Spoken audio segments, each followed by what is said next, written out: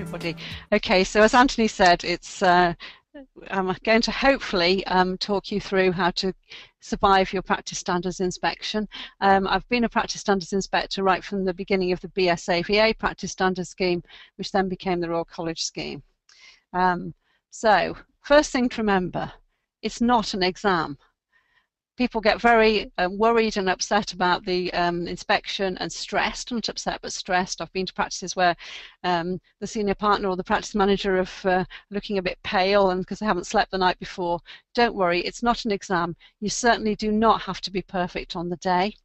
It's a very bad word, inspection. It's actually an audit. An inspector is an even worse word and sounds very scary, but really we're just auditors that are trying to audit whether you are compliant with the standards that are in the practice standards scheme. So, you know, it's not stress. Most people, most practices do have areas of non-compliance at every inspection because the practice standards scheme moves along and things change, like the veterinary medicines regulations. So it's quite simple to send in evidence for the things. Don't expect to be perfect and don't worry about it. So the first question, which that someone sent in, now I'm afraid I don't know who's sent in the questions, but the first question that somebody sent in is how long does it take and how do we go through the process? So just to fill in the background a bit, I'll do that first of all before Anthony asks the rest of the questions. So if first of all you send an application form to the practice standards department at the Royal College, and a couple of weeks after they get the form, they will write to you with the details of who they're proposing to inspect your practice. Now, if it was Anthony and his practice and he got one saying your inspector is going to be Pam Mosedale and he said, well, I don't really want her to do it, then it's perfectly okay for you to contact the college and say, I would prefer to have a different inspector. Sometimes there are conflicts of interest. It may be that you get someone who's from the next door practice or for some reason you think would not be appropriate. And by the same token, the inspectors themselves, if they have a conflict of interest with a practice, because you know they know people there very well and don't think it would be very, very fair, or because they've worked there or whatever, they will say, no, I don't want to do that inspection. So we try and avoid any conflicts of interest between the inspector and the practice, so that it's all absolutely straightforward. Then within 3 months of actually you sending the form into the college, you should get your inspection. So the inspector will contact the practice to fix a date, and that will be a mutually agreeable date, and the inspector will talk to you about what time they're going to arrive and what they expect to happen, etc. And you know, use this time to talk to the inspector about what they're expecting. And if you've got any questions, I mean, I was always keen to talk to practices first of all and say, you know, is there anything you want to ask me? And I give them my phone number and say, if things come up before the inspection, because sometimes people will say, oh, well, it's, you know, somebody's not going to be here, they're going to be on holiday, will that be okay? So it's good to get all that out of the way beforehand. You might also be wondering who the inspectors are. If you look on the college website, you can actually see a list of the inspectors. But nearly all the inspectors have to have been in clinical practice within the last 3 years. Most of the inspectors have had their own practices or been partners or clinical directors in practices, so they're used to running veterinary practices and they're used to all the stresses and strains of veterinary practice, if you like, and the problems that you face. So the other thing I would urge you to do is actually, you know, use this inspection as an occasion to get advice from the inspectors, because we see an awful lot of practices. You know, it doesn't, in your career, you maybe work, I don't know, in 3 or 4 different practices. If you've done locum work, probably quite a lot more. But we see a lot of practices and we see good things and that we can hopefully pass on and good ideas. So use the inspector to get some knowledge from them while they're there. So then the inspection, or as we just said before, the audit, as it really should be, will take place. The inspector will come in, they'll look around, they'll talk to staff, check the paperwork, look at the equipment. And then within 2 weeks of that, the inspector has to send a report back to the college. This report is always looked at by the chairman of the scheme, and because to make sure that they're happy with what the inspector's done and that they haven't decided to do something that's not in the standards. If there's areas in the report which are not straightforward, not everything's always black and white because veterinary practices are all different, which is what makes it so interesting. So if there's grey areas, then the reports are submitted to the review group. The review group consists of the chairman of the practice standards group, the senior inspector, and another couple of more senior inspectors. So they will look at it and come to a decision if it's not straightforwardly in there in the standards. And the idea of that is that they look at each one and try and make the same decision each time because consistency is important.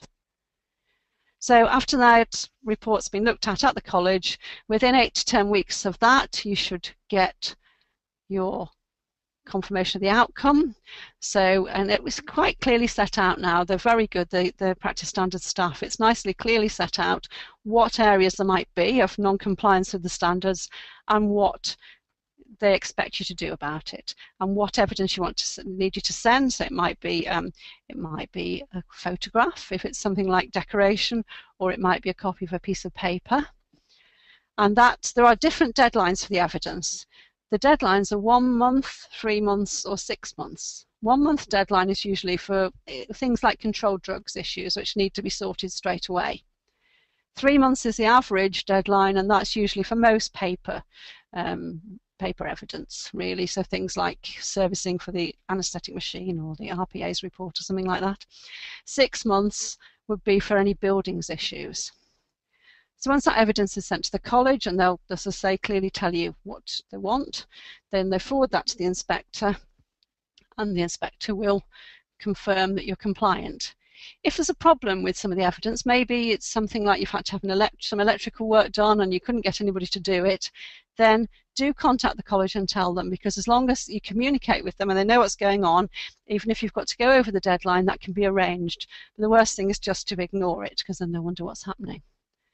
So when you've gone through all that, celebrate. That's it.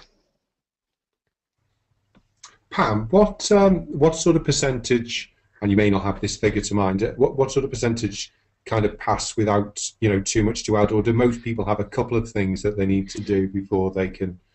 Hardly anybody passes with nothing to do. It's very, very rare indeed.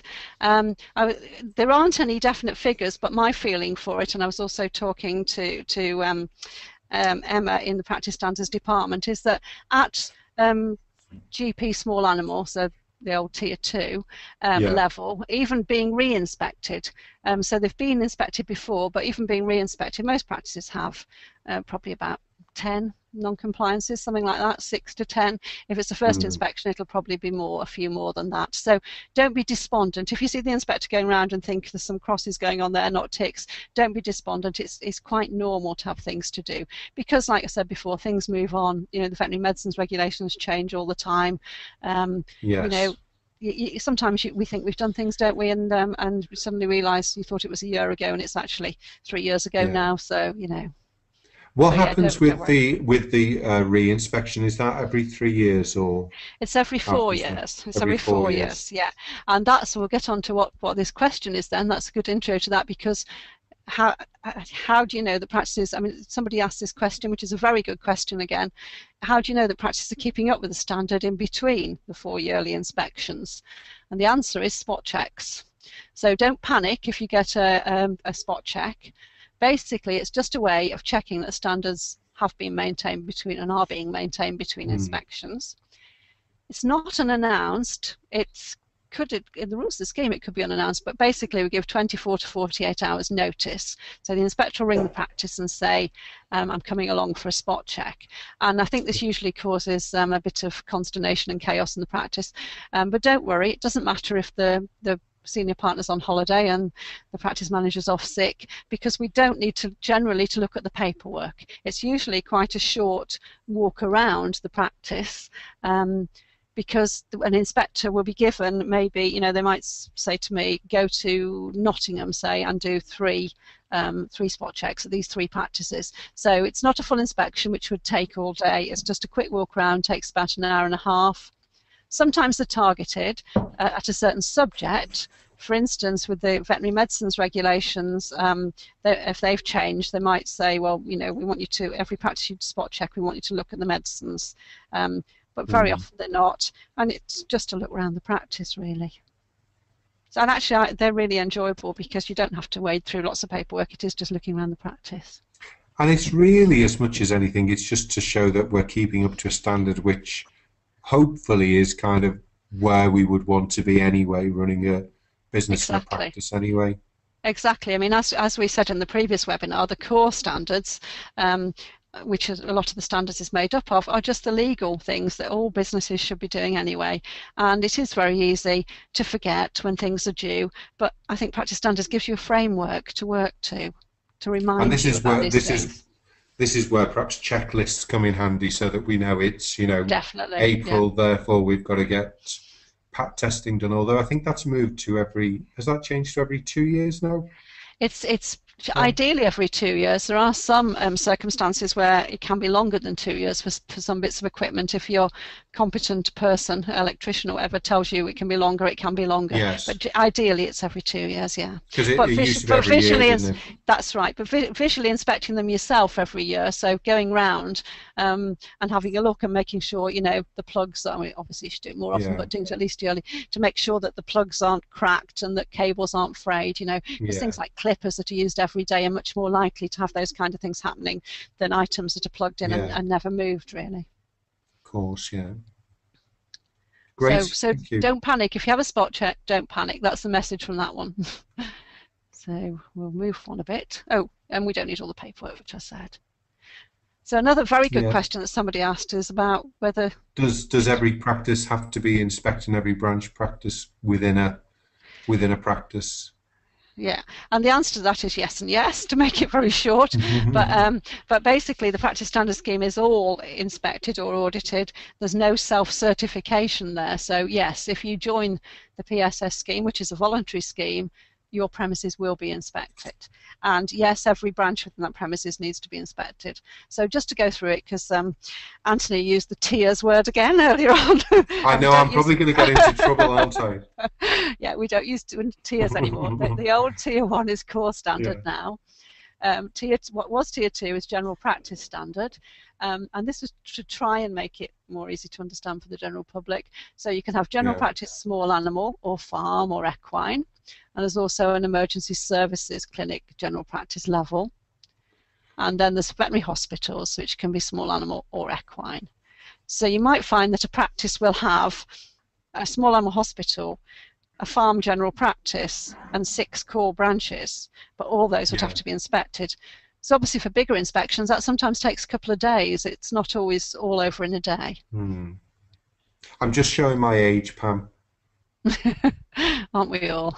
So yes, all the premises must be in the scheme. So you can't say, oh well, we'll just have our hospital inspected, but we won't bother with our branches because we don't really spend any money on them. So you've got, if you're in the scheme, but they can be at different levels, but they've all got to be there.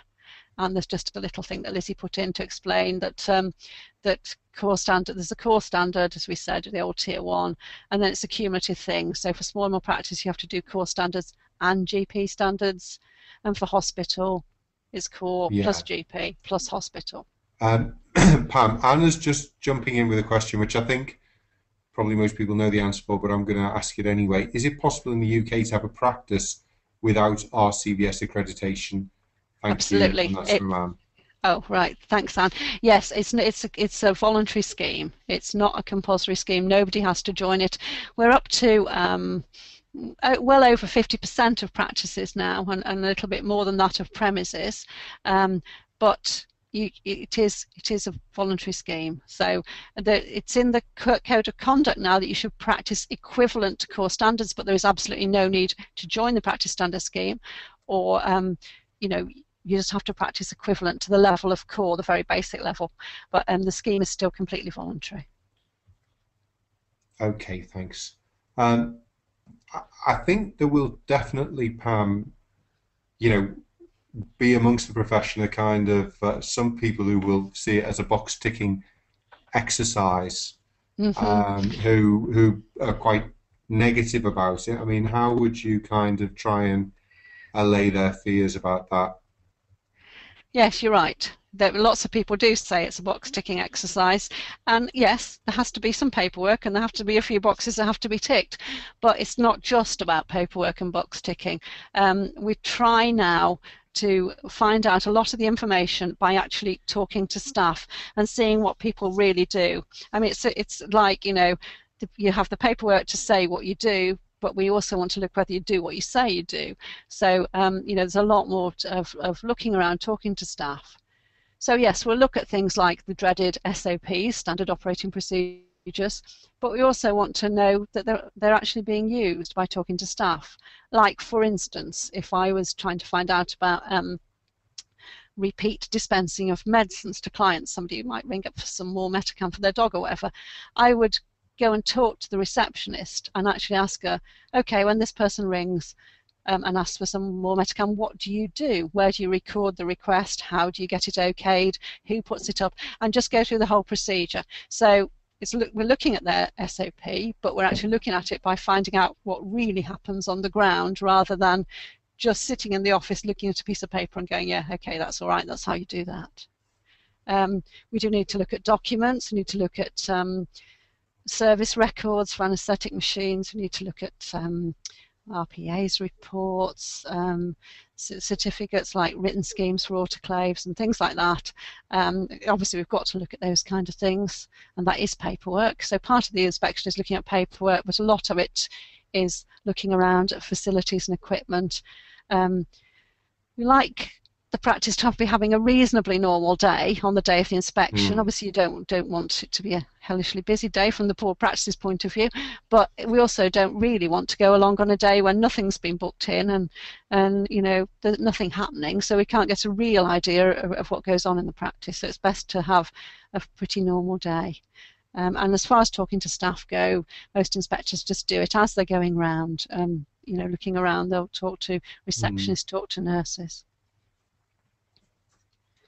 Pam, so you've kind of said all of that, and you know, certainly when I did it as general practice tier 2, I found it, you know, incredibly beneficial. But I think obviously, you know, looking at some of the questions that are, you know, are coming through, I think it would be interesting to know kind of how people sort of measure it. But how would you see as a benefit to the practice? Well, I think, like we just said, it's giving a framework. I think that's a really important thing. It's giving a framework, so that you know when you've got everything ready for your audit or inspection every 4 years, you know you've got everything up to date and how it should be, and then you've got the framework in place. I mean, I think the first time it is difficult to get it all organised, but thereafter it's just so much easier to keep it up to date. A lot of practice managers really like the practice standard scheme because it gives them, you know, the framework to work to. It means that you do make sure that, you know, we don't forget to do certain things that should be done every year, every 2 years. I think it helps. Yeah. The actual inspection itself can be quite good from a team building point of view, particularly if you take the manual and divide the sections up, you know, rather than making it the job of one poor person who's got to wade through the whole lot. You know, yes. Separate the areas out so that practice managers, nurses, receptionists, vets all have areas that are their areas to cover. And then, you know, they feel really proud of it at the end of the day. And you can see in a lot of practices that the staff are really pleased that somebody's come along from outside and said, oh, isn't this a nice practice? And, you know, aren't you well organised? And I think it does have those benefits. And I think the staff see that their bosses are committed to the practice moving forward. Some people do use it as a recruitment tool, particularly. I mean, I went to one practice where the senior partner said to me, I'm only doing this because all the new graduates now want to go to practice in PSS, so I'm doing it because I recruit new graduates for the practice. So, you know, that's a good enough reason as well. If you're in PSS, you don't have to have VMD medicines inspections unless you import a whole load of drugs from somewhere. Now, questions being asked here by Jock, who's saying, why doesn't the public know about it? I mean, that's obviously his perception. What's the perception of yourself and perhaps the Royal College as to how well known this scheme is? Well, it's not that well known, I have to say. Let me just, I think I've got a slide that, oops. No, actually, it's a lot further on at the end. Well, Can we come to that we in a can bit? Is come. that Yeah, okay? Yeah, sure. yeah. That's no Because I problem. have got something, and because yeah, and I thanks, Jock, for bringing that up. It is not as well known as we'd like it to be with the public, but we'll come on to that in a minute if that's okay. Yeah, sure. So, I mean, as to, the other thing is what will What staff do the get out staff of get it? out of it? And like we just said, well, one thing is that they'll have contracts, or they certainly should have contracts, because that's one thing that's checked. And I know there's been Yes. a lot of stuff in the BVA have done about new graduates and contracts. And it's been amazing that until quite recently, a lot of people didn't have contracts. That they know that the practice is committed to giving them the time for CPD and training. That they do have appraisal systems going on. And, Yes. and things like clinical governance, which we'll get onto in a minute, that you can count towards the staff CPD if they're having meetings. And I think it does improve communication. And obviously all those SOPs we just talked about mean that the practice should be safer and that we're complying with all the health and safety legislation. Yeah. I mean, as you say, I mean, I know there were rumours, I don't know whether it happened, whether health and safety would start going into veterinary practice, but unfortunately, like it or lump it, some of these things are just part of the law, and if we don't do them, then That's we can right. get into trouble. So if somebody like the Royal College is helping us to make sure that we're not, working outside the law, then I think that's, Yeah. for me, And, that's a positive thing. well, yes, it does give a framework. The Section 9, the health and safety section of the manual, gives a framework to make sure you're complying with that. And there's really good advice too. I mean, based on the back of the practice standard scheme, BSAVA and BVA have both got extremely good advice for their members on how to comply with practice standards, and they've got a lot of health and safety advice and advice on drawing up all these SOPs and things. Yeah. So you don't have to start from square one. There's lots of things out there Yeah. that can help. I mean, I know, I found when I was going through the inspection that, health and safety isn't necessarily the most exciting thing, but what I No. found was there was a particular member of staff who actually just loved the whole thing of putting it all together for us, of going to people and saying, okay, can we have this about radiography, and making sure that, Anthony, can you just make sure all the contracts are in place? And by working as a team, as you say, it did develop teamwork, but there was one person who I think actually really ran it, and that often isn't a veterinary surgeon, because of course either he or she is too busy, or, as in my case, there just isn't that expertise to do it. That's not one of my skill sets, to be terribly organised and to have everything in little notebooks in exactly the right place. But you employ somebody who can do that, and that sort of person Absolutely. is very useful at then developing standard operating procedures. Which, if we've got a dog coming in for a vaccine, I think it's reasonable that everybody in the practice treats that dog in a similar way, whoever they see, because it's a standard thing we should be doing properly. We should be examining the animal. We should be talking about flea and wormers. And if everybody's doing a bit different, for me, that's not the way to run a practice. And it's very confusing for clients, isn't it? If people are doing things differently, I think it's very confusing for clients too. And it's just part of all everybody being part of the same team, isn't it? So you're right, and to get those people in the practice who are keen on doing these things is a great asset to the practice, I think. Yeah, no, I mean,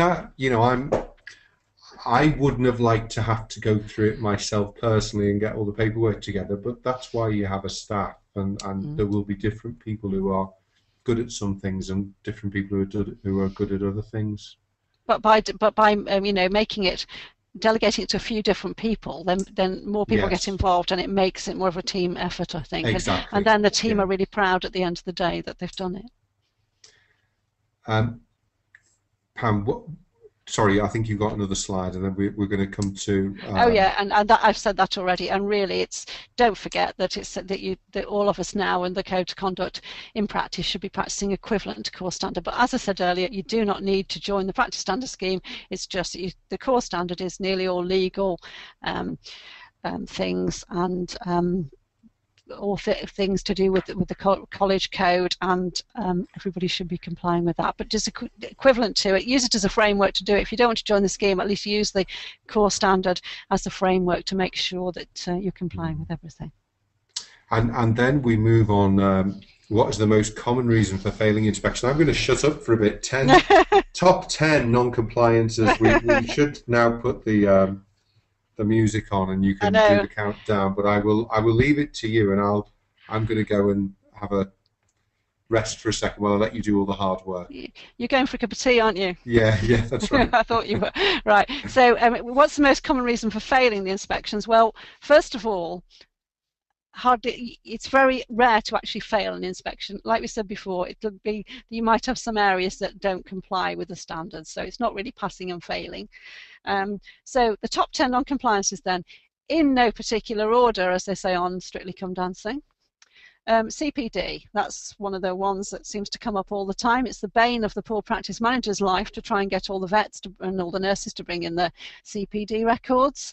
So the thing with CPD is usually not recording it. Most people do plenty of CPD, but don't record it, and then you're scratching your head trying to remember just when you went on that course and how many hours it was, and have you still got the certificate and all that kind of thing. So I mean, you can use the college's little booklets, or you can use the very good online log. I don't know if people have seen that, which is the college has got a professional development record for vets now, as well as the nurse one, and that's a very handy place to put your CPD, to record your CPD. And on that same place in the website is some extremely good advice on what you can count as CPD, because lots of things can count. And I think most people know now that you should do, for vets, it should be 35 hours a year, which is actually 105 hours over 3 years. It can be averaged out. So if you have a year off, maternity leave, or go and travel around Australia, then you can do more CPD the year before and the year after and average it out still to the 35 hours a year, so as long as you've got the 105 over 3. And for nurses, it's 45 hours over 3 years, or 15 hours per year. And for vets, 10 hours of that can be just general reading, but you can do more self-study as long as you can actually say what you've studied and what you've got from it, and actually document it all. So not recording it is usually one of the problems, and in great big practices with 15 vets, it can be a nightmare when you get presented with just a pile of certificates and you don't even know who they're all for, and trying to organise them.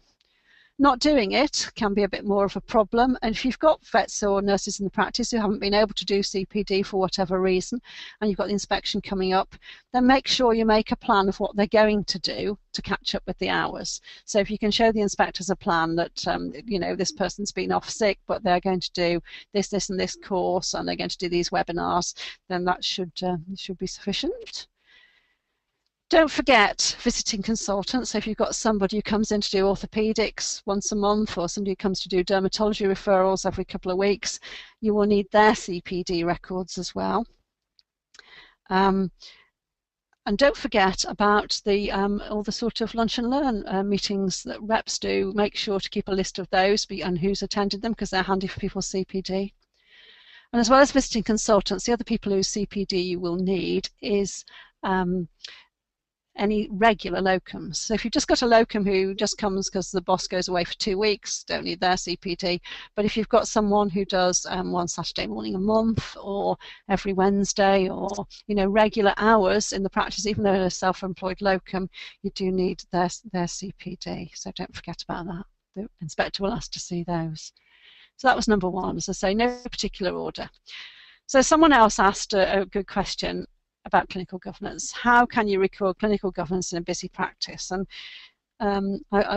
there's a lot about clinical governance on the core standards webinar that Anthony mentioned at the beginning. So if anyone wants to look at it in more detail, that webinar is still available on Webinar Vet, free webinar, so please go and have a look at that. And there's really good guidance in the guidance that goes with the Code to Professional Conduct has really good guidance on that. But basically, What can you do in practice? So meetings, not the kind of meetings where where you say, don't park your car there, don't forget to charge properly, and wash your own coffee cup up. Not that kind of meeting. It's the clinical discussion meetings. So you need to have clinical discussion meetings. Now, they don't have to be face-to-face meetings. Sometimes with part-time staff and geographical distances, it can be difficult. So you can do it online, you can do it with internal emails or whatever. But you need to keep a record of what you're talking about. Everybody should be able to participate, and there should be a system that everybody can put items onto the agenda. And then the reason you need to keep some records is because you need to follow up what you've talked about and make any changes and monitor what's happening with them. Now, you can say, oh, this is a pain that we've got to record minutes of all these meetings.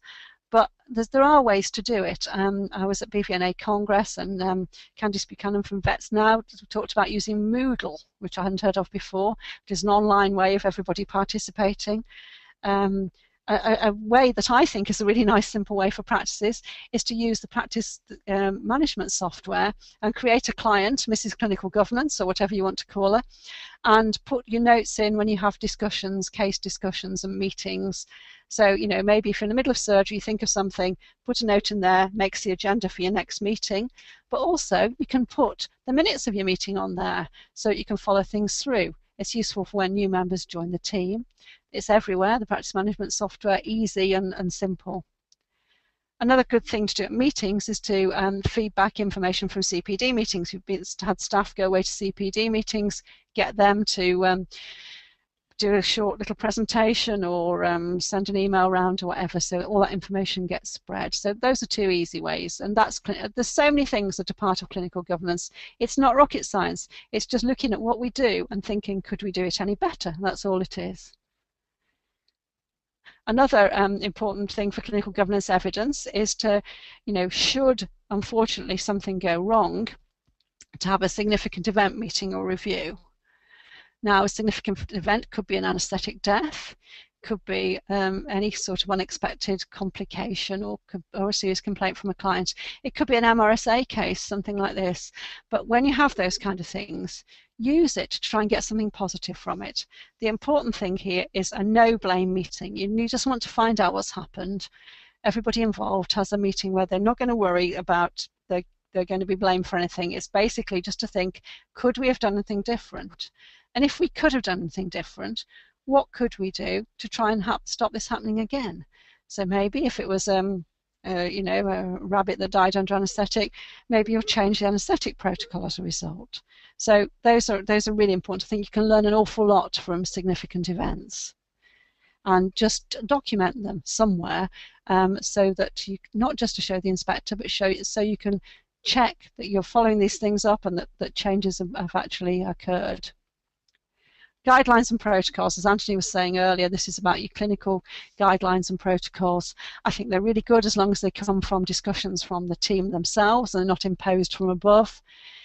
Look at the evidence base and for what you're doing. And having looked at the evidence base and had a good discussion, you can then come up with a guideline for how you'd like cases to be treated. And that can be built up into a clinical manual, which is very handy when you have new members of staff. Great for locums, they can sort of see how the practice works a bit more easily. And you can do clinical and journal clubs and things. As I say, we all know that you can't keep to protocols all the time, but having guidelines there, it's less confusing for clients. If you've got guidelines that for how often you're going to blood sample and hypothyroid cat or whatever, then the clients are getting the same message from all members of staff.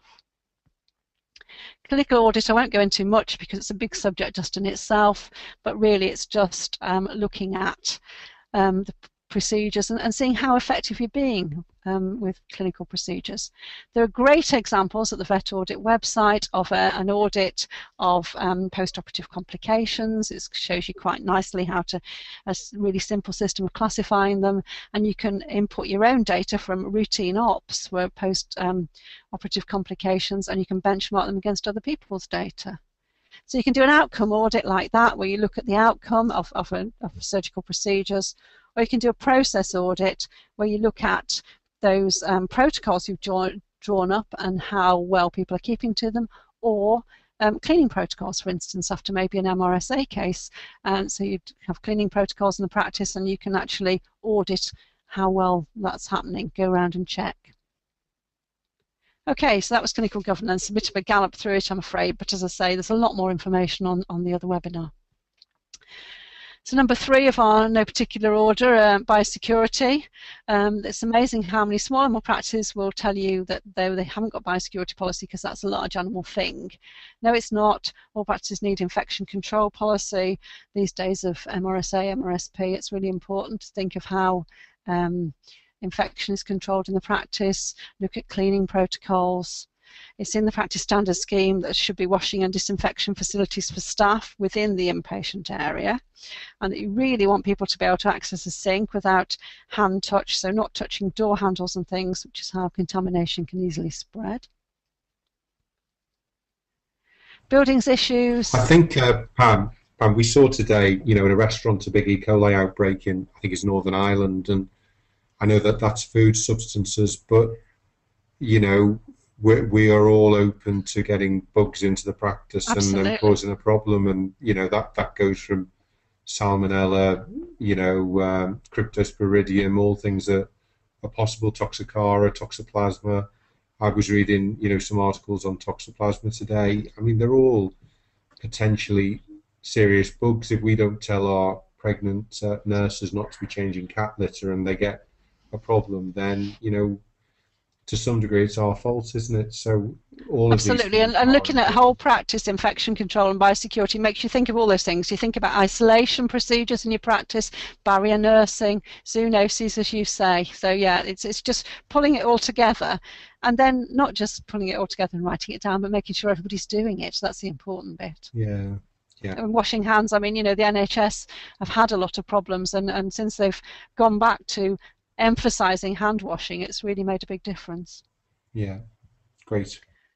So the 4th one is sort of issues with the building. So things like floor covering and decoration. It's not because we want it to look fantastic, it's because we want it to be cleanable.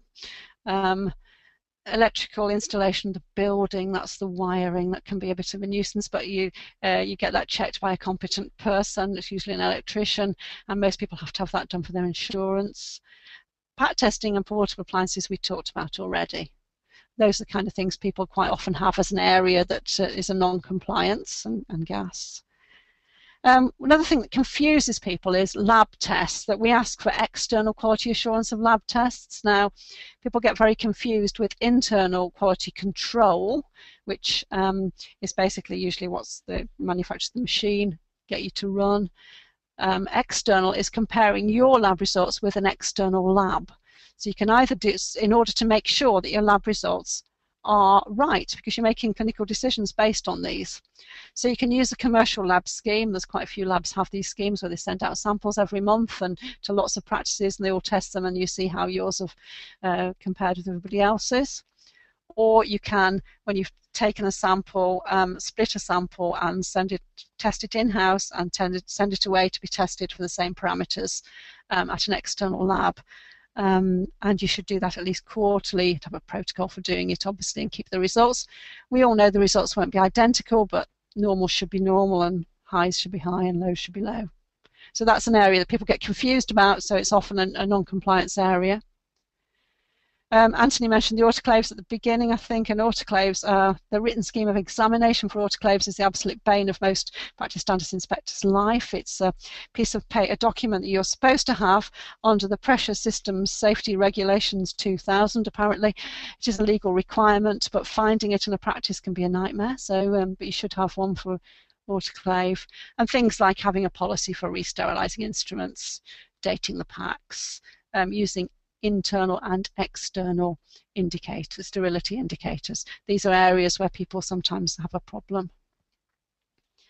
Overnight inpatient care coming in at number 7 in my list. So if you're using an emergency clinic, you need to have the copy of the contract. That's probably quite straightforward. Arrangements for the overnight care of inpatients if you're not, or if you're keeping inpatients in. So this should be your internal arrangements. Who checks them, how often, who's responsible, but also you need to inform the owner, and we prefer that you inform the owner in writing so that the owner knows whether their pet is going to be checked every 2 hours or only checked at 10 o'clock and not till the next morning, or whatever's appropriate. So it's just making sure the owner understands what's going on. And a bit of a contentious one maybe for the nurses is that if you've got staff who are assisting with surgical emergencies who are not qualified nurses or student veterinary nurses, then we need to see evidence of their suitable training. Now generally we'd try and talk to them if they're there, or talk to the head nurse or other nurses and find out what sort of systems in place for training. Medicines. Now, a lot of this medicine stuff is covered very, very comprehensively on the other webinar, but we'll just do one of the areas that people fall down on is monitoring temperatures. So you need to check temperatures of fridges, particularly daily, and record them at least weekly. If you use data loggers like this one in the picture, do use one with an alarm, because if you've got an alarm on them, at least when you look in the fridge you can see if they've gone out of the range. Otherwise you need to be downloading them. You should be downloading them weekly anyway. If they're not alarmed, you need to be downloading them a lot more often. Little in max minimum thermometers like this other one in the picture at the bottom are nice and easy to use, and you can do maximum minimum for the fridge, have a probe in the fridge and a probe out in the dispensary. Keep the fridge temperatures between 2 and 8. Don't forget about checking all the dispensaries, large animal ones as well, and vets' cars. And the information about how everything should be stored is in its SPC, Summary of Product Characteristics, which is on the VMD website for every veterinary licensed product. Controlled drugs, this picture, the top picture there is number 1, top of the pops. I should have had it as number 1 really, in the VMD inspections, the key in the door of the controlled drug cupboard on the day of the inspection, which is obviously not good. Access should be restricted to a veterinary surgeon or a person authorised by them. So the head nurse or the headless nurse in this picture can have the key, as long as the vet has authorised them to do so. And if you've only got one key, that can be the best solution, because if the vets are all out on call or out of the building, and but if the vets can have their own keys, that's a good way to do it. Registers. Also, there's lots of problems with controlled drug registers. They need to be a bound book, not like this one on the right, where you could tear out a page and remove that amount of morphine. No alterations or obvious, or if there's an alteration it should be quite obvious, not Tipp-X'd out or anything like that. And somebody asked a question, one of the pre-submitted questions, do we have to have a running total of dangerous drugs, or can we just total every week? Well, I would say you need to do both. You need to have a running total of dangerous drugs as you go along, and then once a week there should be this continuous audit where somebody should check and have a look. If the controlled drug register says that you should have 5 vials of morphine, then there should be 5 vials of morphine in the cupboard. And don't forget ketamine too. Ketamine also needs to be recorded. An informal register just means it doesn't need to be signed, otherwise it needs to be recorded too. Last bit of the top 10 is health and safety, good old COSH. Just a lot of people get very tangled up with this. Just remember it's the high-risk products we're really worried about, and that all of the veterinary licensed drugs, as I say, are on the VMD website. And if you can have, for the high-risk products, actually have the data there and then. So if somebody injects themselves with a rabbit VHD vaccine, they know exactly what to do. And that would be the way, and in practice, is that lots of inspectors would find out about COSH by actually asking members of staff what would happen if you injected yourself with this vaccine. Do you know what to do? Do you know where to find the information? So there were a few more questions that people sent in That's advance. Great, Pam. Do you want me to just do this one medicines question, or? Yeah, or we've got a couple of questions that have come in. Okay, great. We'll do them then, yeah. Some have come in on the email, some have come in on the question box on the actual webinar. The next webinar you're going to do, we're going to have Twitter and Facebook to really confuse you as well. Oh, but we'll just go with email, and you'll have to look after us all. We'll be having our cups of tea and things. Right. Question came in, and this is something that actually interests myself as well. if all recorded online on RCVS site, do you still need to see certificates if they are all uploaded onto RCVS site? Do certs need to be printed off, or can we show them to you on computer? I think it's fine to show them to us on computer, and I think that would be a really good idea if make life a lot easier for the inspectors and for practice managers trying to collect all this up if it was all done online like that. Yeah. Because I think, certainly with our site, we do get people, we've got an RCVS inspection and we can't find our certificates, and yeah. it gets all a bit fraught for them.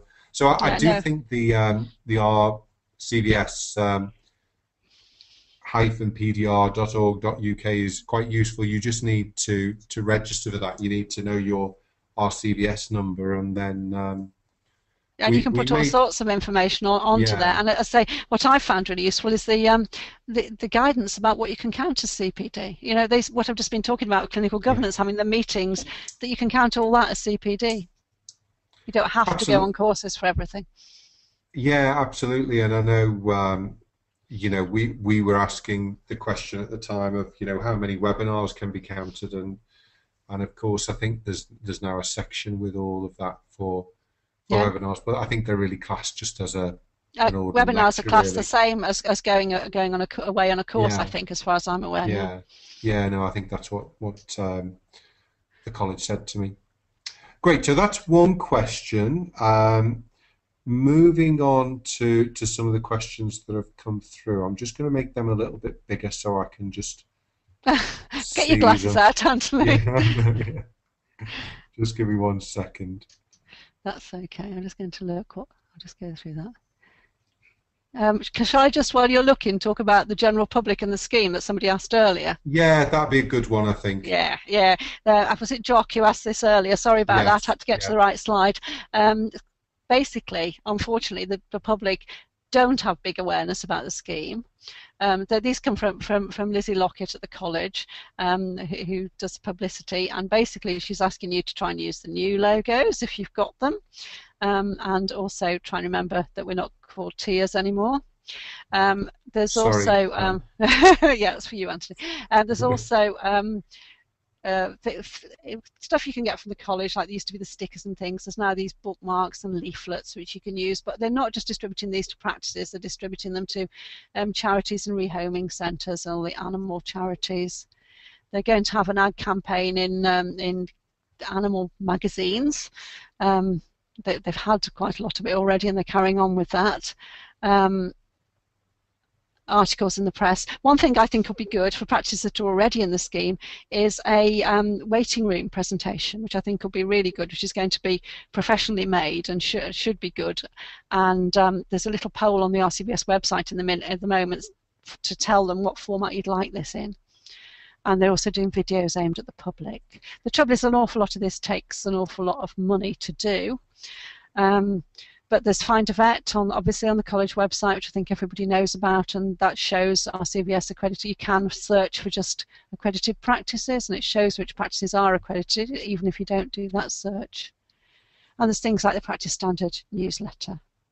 And there are practice standard workshops, which they do when there's regional question times. If you would like to have somebody talk to you on a one-to-one rather than just listening to me whittering on about it, you can go and have a 45-minute free session with one of the inspectors at that.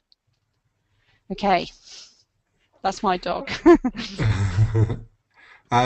Catherine's asked a question: have practices ever been removed from the scheme by the RCVS if they think that too many points are not being kept? Will the application need to start again? Some practices, very few, but some practices have, and some practices have left for various reasons. But generally, practices usually do manage to comply with the evidence that they need to send in. What can sometimes happen is they might decide to go to a different level. So maybe the practice could have have been a GP practice, but because they've joined up with another practice, they've decided that now they're not going to have any X-ray facilities there anymore at this practice. So that would mean that they wouldn't be GP level, so they could then go for core level, or a hospital might decide to go for GP level or whatever. So I think that happens more, that people might move to a different level rather than leave completely.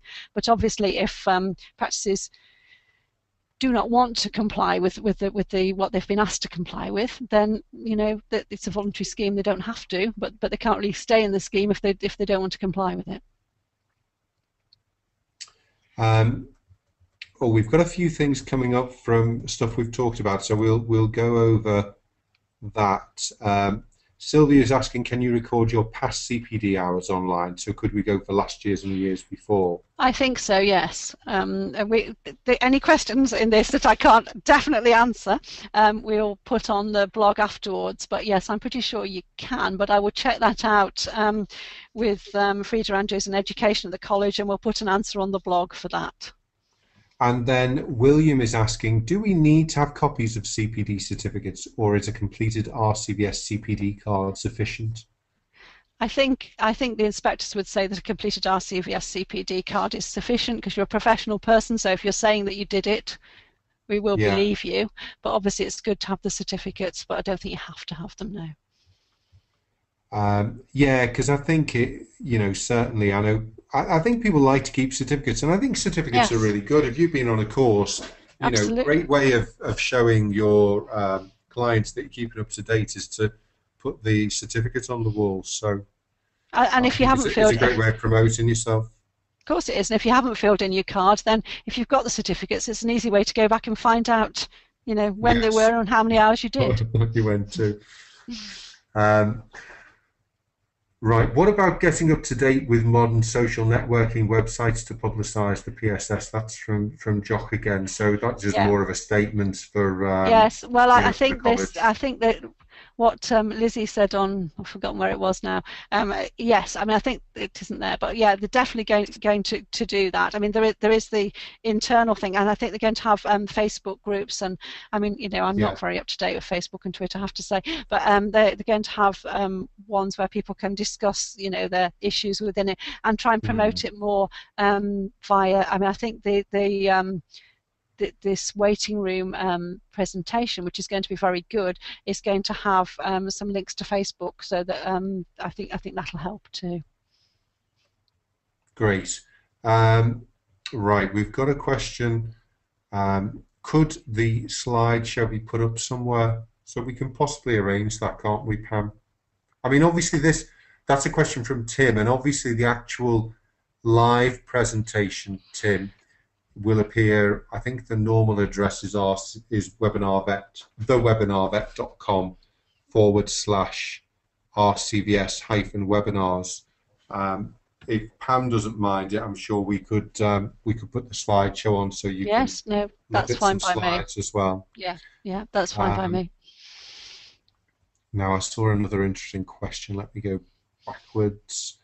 Sylvia again asking another question. If we need to do more self-reading CPD, how long does the self-reflection section of such recordings, how long should they be?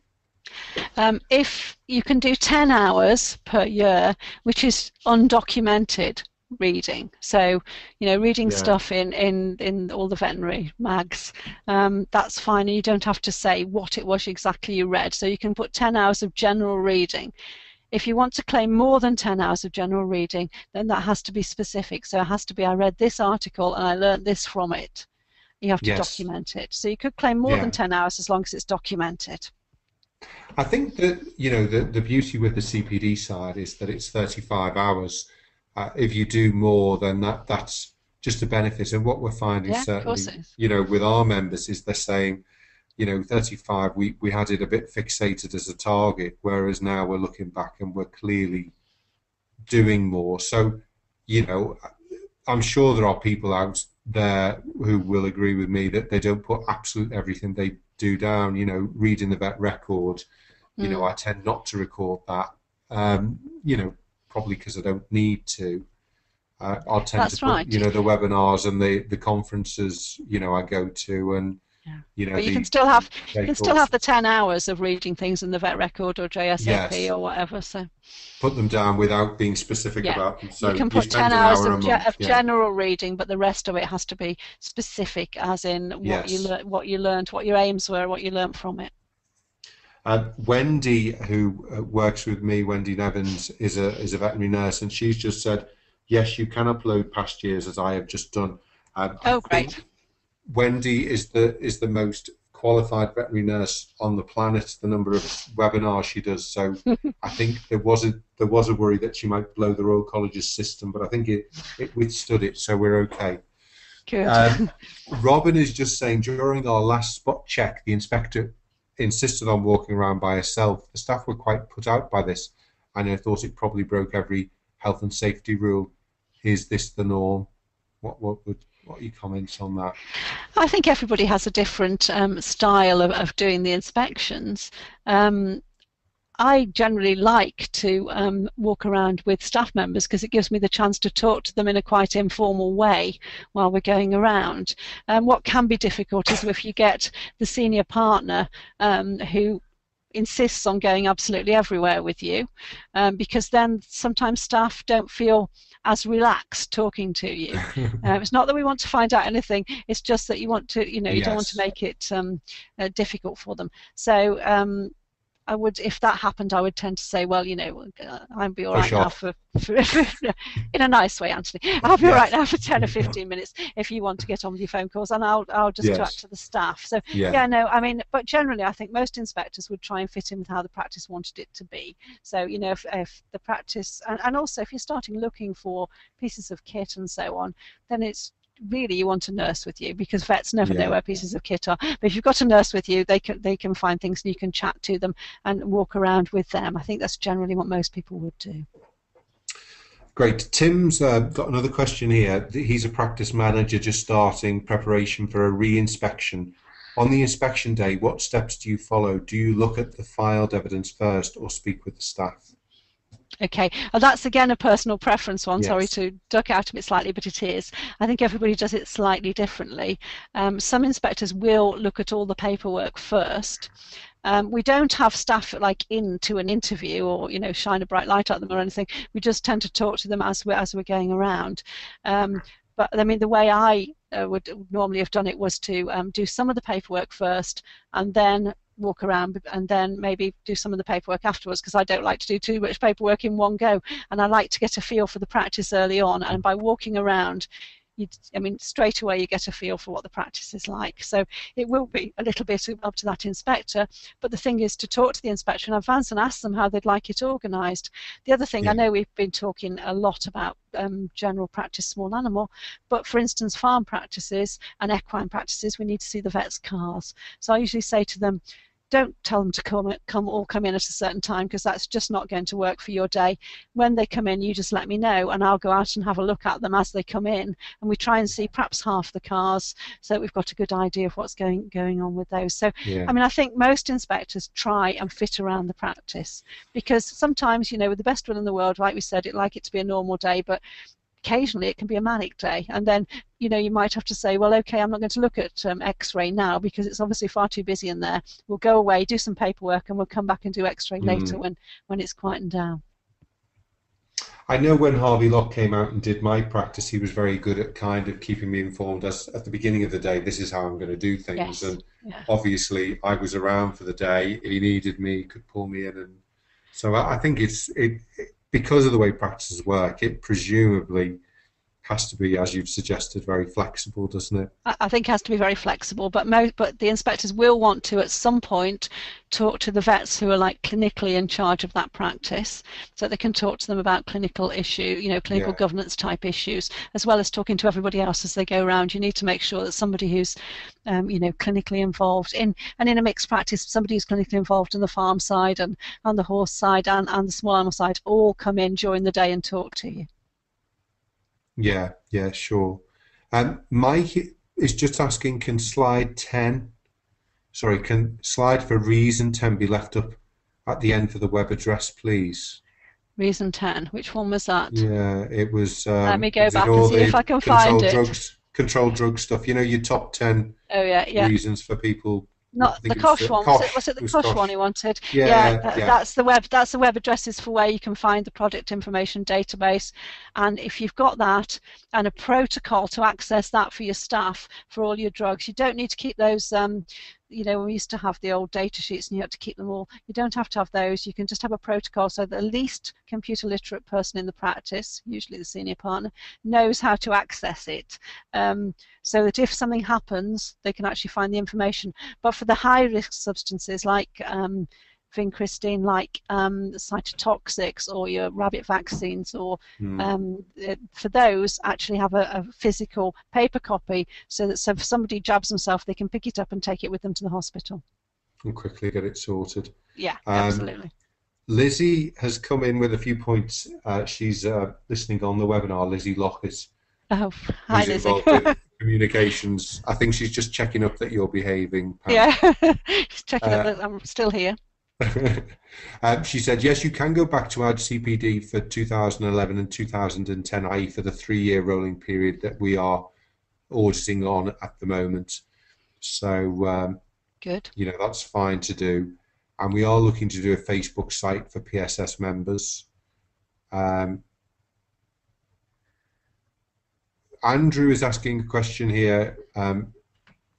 What do you think it cost a practice, or it should cost a practice, to prepare for an RCVS inspection, accepting that they have no major issues to rectify?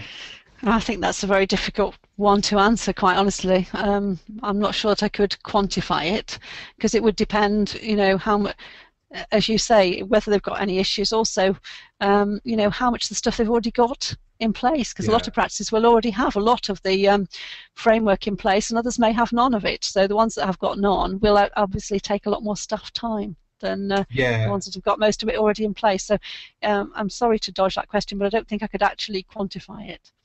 I think for me, when I was doing it, it was really staff time, you know. It is time, yeah.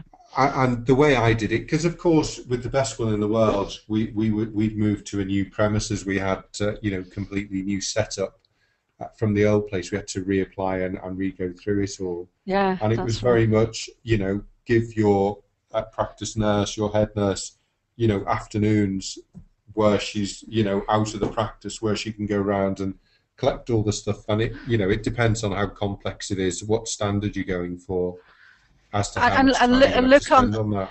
And look on that as an investment as well. Don't look, right? You know, absolutely. Yeah.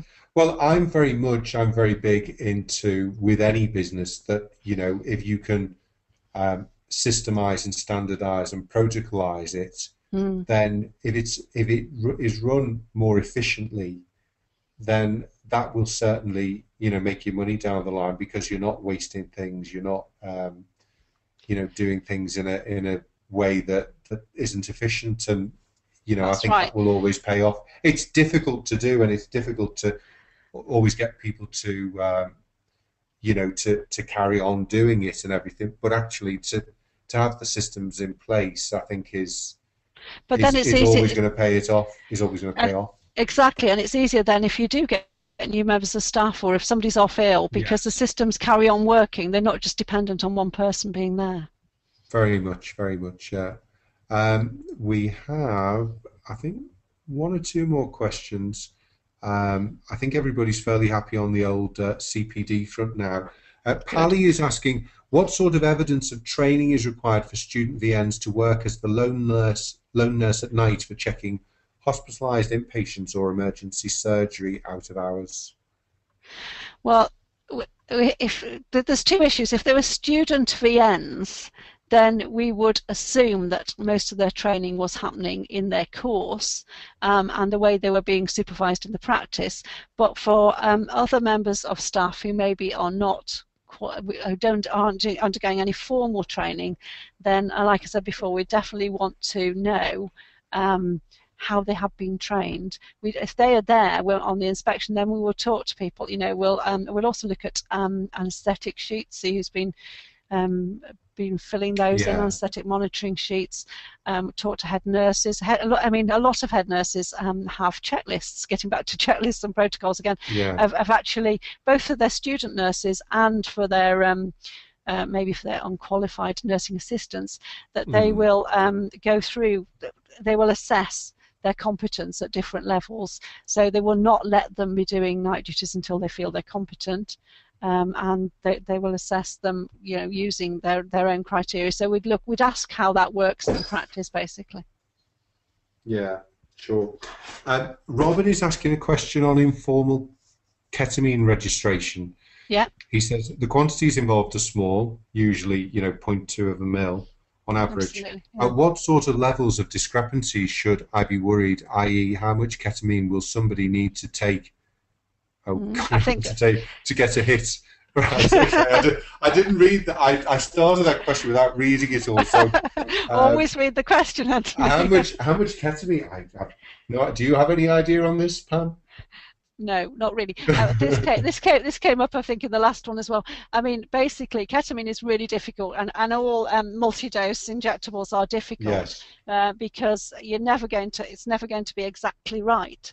But I mean, I think the main thing is to fill it in at the time, because Yes. most of the reasons it's not exactly right is that somebody's forgotten to fill the book in. So checking it as often. So that question that somebody asked earlier about how often should you check it? It's the two ways, isn't it? Yeah. Check So it you via need to. bottle. Yeah, at the end of the day, you need to make sure that every case that's had it has been recorded, and then you also need to be doing the checking. And it's much easier, much simpler with maybe, fentanyl patches or vials of morphine, where you can actually compare whole vials or whole patches. It's more difficult with multi-dose bottles.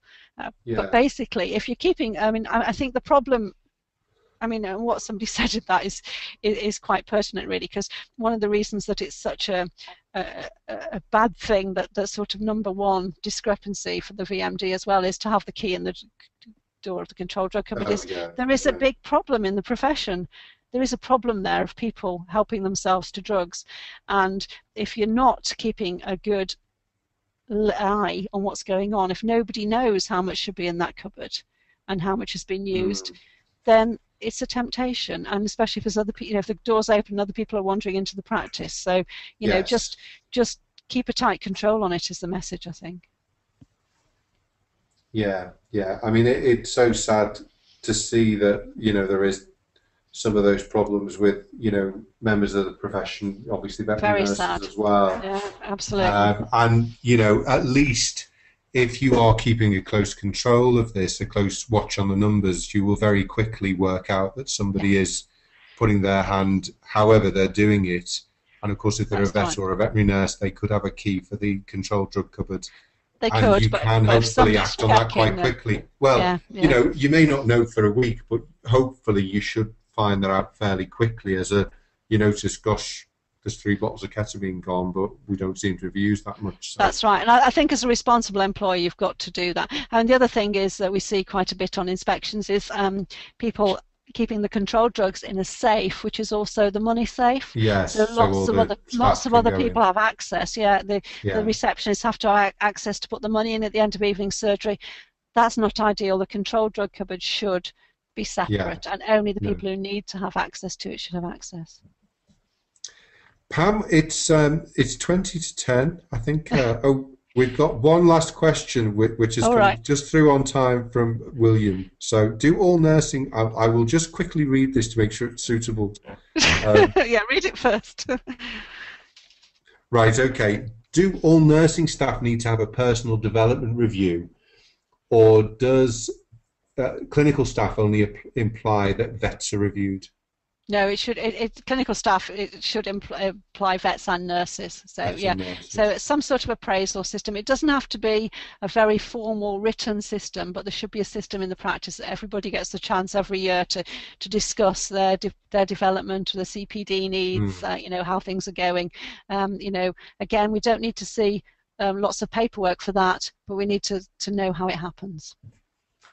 Yeah, and this is where the nurses can tell you if they feel that they're being developed and their careers being forwarded in some way, as with the vets as well. Yeah, absolutely. That's right. Great. Well, hopefully everybody's enjoyed that. I certainly have. Thank you so much, Pam. That's been a fantastic presentation you put together. I think it's been even nicer due to the fact that a lot of the questions have come from people who are hopefully on the webinar. They certainly, left those questions as they were registering. So I do hope everybody's found it, a benefit. The webinar will be on the site in the next couple of days, and I'm almost certain the address is thewebinarvet.com/RCVS-webinars, and we will try and put Pam's PowerPoint presentation on, and there will of course be a very, very lovely certificate which I'm sure the Royal College will accept as 1 hour of CPD, and if they don't, then I will be complaining for sure, but I'm sure they will. Just a final comment from Sylvia. She's asked a few questions today. She said, thank you so much for this webinar. Very, very useful. The Royal College should definitely run webinars more often. Thanks, Pam. Anthony. Oh, thank you, Sylvia. Thank you, all of you. Thank you for the questions. That's what made it. You can't hear the thunderous applause. I'm sure some people come on them with a degree of old practice standards. It's something we have to do. But hopefully at the end of this webinar, you've seen that there is a benefit, and hopefully it's helped you to answer some of those thorny issues that you've maybe struggled with.